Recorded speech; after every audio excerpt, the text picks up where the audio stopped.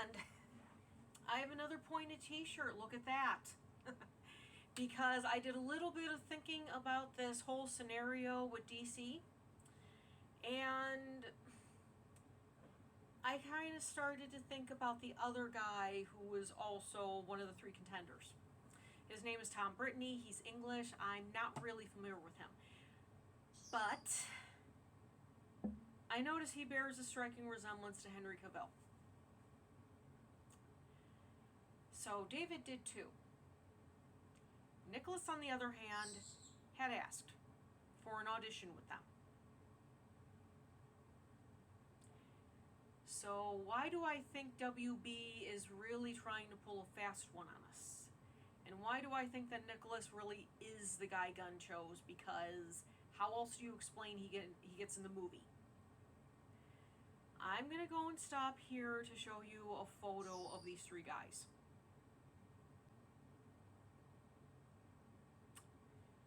They look like Henry.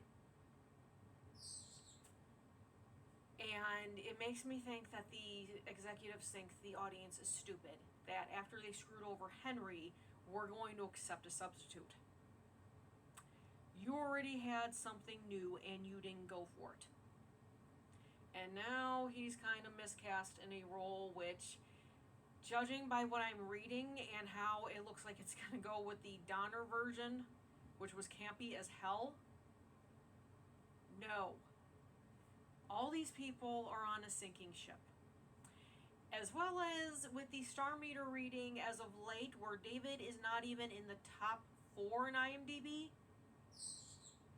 something tells me they screwed up here royally.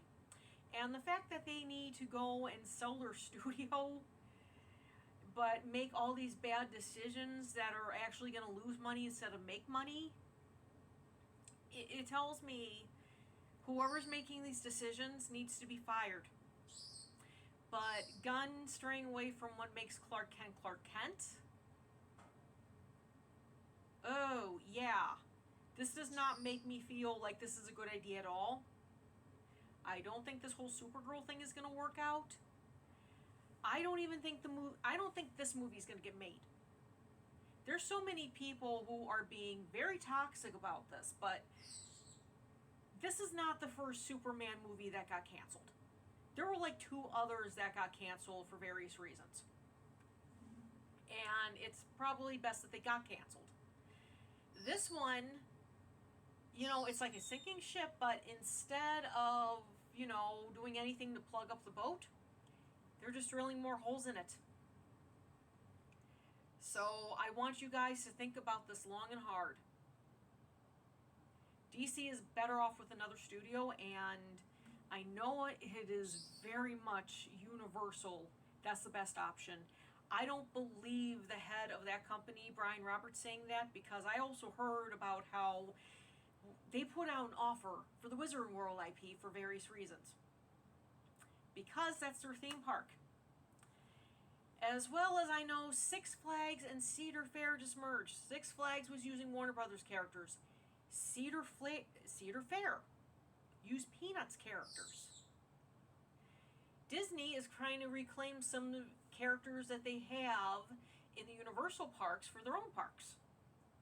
Now, don't you think it makes a lot more sense for Warner Brothers to sell that IP or just merge? So yeah, I don't think I believe Robert saying, oh, we're content when this has happened. But really, I think there is a lot of stuff out here that I am very skeptical about. And yeah, I think James not keeping track of what he says. Yeah, James not keeping track of what he says is there too, and he's not the best to lead it. And honestly, I don't blame these people not wanting him or Sirfan in charge, but I think they need to go and get rid of all these executives who are making these shitty decisions. And if you don't believe me, it turns out M. Night Shyamalan was a victim of that with Paramount.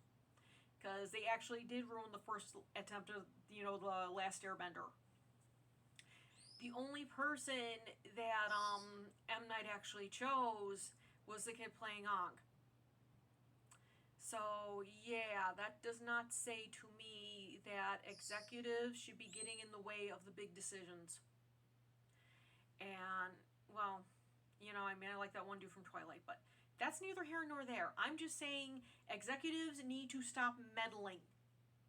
They need to stop meddling. They need to start looking at the audience and not thinking they can tell people what they like.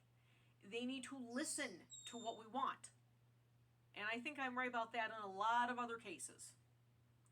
So, thank you for your time. See ya.